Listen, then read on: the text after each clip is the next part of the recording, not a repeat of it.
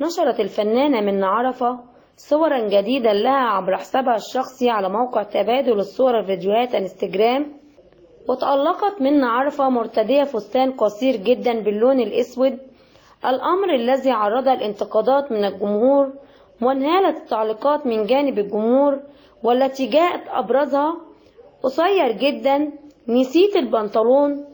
يذكر أنه قد ظهرت منة عرفة مرتدية بورنوس وهي جالسة على السرير في آخر جلسة تصوير لها عبر صفحتها الرسمية على موقع الصور والفيديوهات انستجرام، وممسكة في يدها تورتة لعيد ميلادها.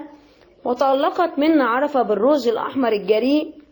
وانتهت أعمال المونتاج الخاصة بفيلم رحلة الدم الذي تشارك في بطولته منة عرفة استعدادا لعرضه قريبا. الفيلم بطولة محمد سليمان، صبري عبد المنعم، وإيفا وناردين حبيب، ومينا محسن، ووائل الشبكشي. حرصت الفنانة هايدي كرم على مشاركة متابعيها عبر حسابها الرسمي على موقع تبادل الصور والفيديوهات انستجرام بصورا من أحدث ظهور لها.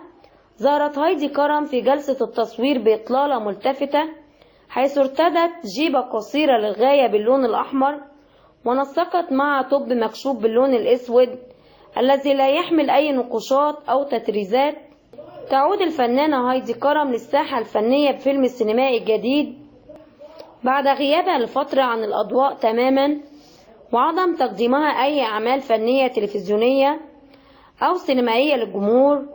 آخر أعمال هايدي كرم الفنية مسلسل الاختيار 3، وفي السينما كان آخر أعمالها السينمائية فيلم البعض لا يذهب للمأذون مرتين مع النجم كريم عبد العزيز وإخراج أحمد الجندي.